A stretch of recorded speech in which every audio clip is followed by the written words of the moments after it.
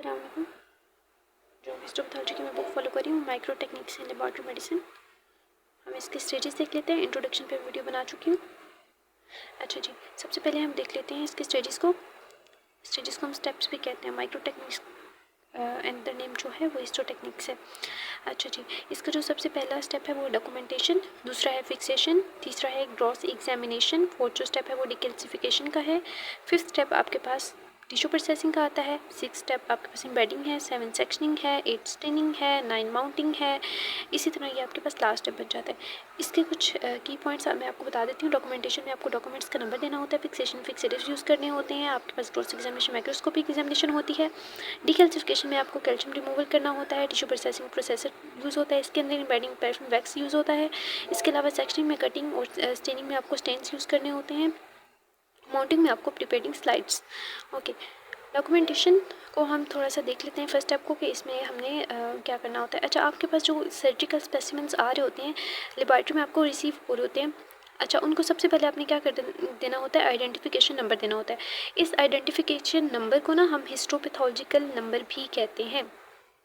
अच्छा, ये histopathological number आपने कहाँ पे लिखना होता है, ये आपने लिखना होता है कंटेनर पे, या फिर आपने जो आपके पास रिक्वेस्ट स्लिप आती है उसके टॉप कॉर्नर पे लिखना होता है। ठीक है।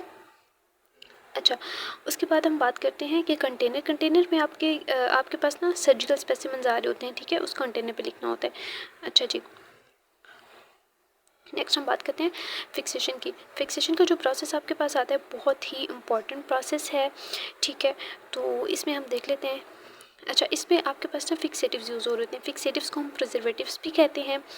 अच्छा जी, जो आपके पास हिस्टोपैथोलॉजिकल या फिर आपके पास कह सकते हैं आपके पास जो सर्जिकल स्पेसिमेंस आ रहे होते हैं, हिस्टोपैथोलॉजी के स्पेसिमेंस आ रहे होते हैं सर्जिकल रिमूवल के बाद, उनको ट्रांसफ़र किया जाता है केमिकल्स में। वो केमिकल्स कौन से होते हैं, जो कि प्रिजर्वेटिव्स होते हैं, जो कि टिश्यू कंपोनेंट्स को प्रिजर्व करे होते हैं, उन्हें हम फिक्सेटिव्स भी कहते हैं।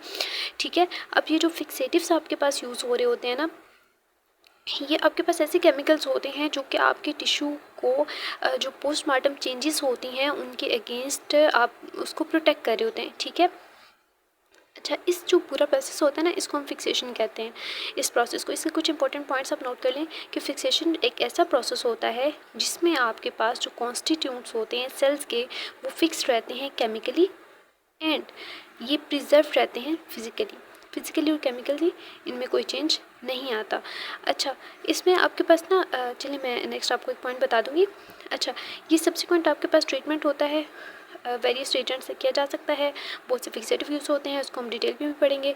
अच्छा, इसमें मिनिमम लॉस की बात करते हैं। मिनिमम लॉस एक ऐसा पॉइंट है जिसको आपने बहुत अच्छे से समझना है, या डिकम्पोजिशन है, या आपके पास मॉर्फोलॉजिकल आर्किटेक्चर में जो चेंजेस आ रहे होते हैं ना, उनके अगेंस्ट बचा रहा होता है। अच्छा, मिनिमम लॉस का क्या मतलब है, मिनिमम लॉस का मतलब है कम से कम डैमेज। ठीक है, अब हम कोई भी चीज़ है, कोई भी लैब का एरर है, उसे हम इरेडिकेट नहीं कर सकते कम्प्लीटली कोई भी चीज़ परफेक्ट नहीं हो सकती।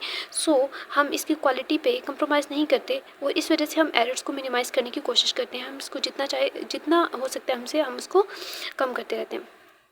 इसकी तरह हम देख लेते हैं, इसमें हमने स्टेजेस पढ़े, ओवरव्यू देख लेते हैं। हमने स्टेजेस पढ़ लिए, उसके बाद हमने डॉक्यूमेंटेशन को थोड़ा सा डिटेल में पढ़ा, जिसमें हमने सर्जिकल स्पेसिमेन को नंबर देना सीखा और हिस्टोपैथोलॉजिकल नंबर की डेफिनेशन टर्म यूज़ की। उसके बाद आपके पास क्या है, फिक्सेशन है। फिक्सेशन में आपने बताया कि आपको ये प्रोटेक्ट कर रहे होते हैं पोस्टमार्टम चेंजेस से। ठीक है, इसकी ये डेफिनेशन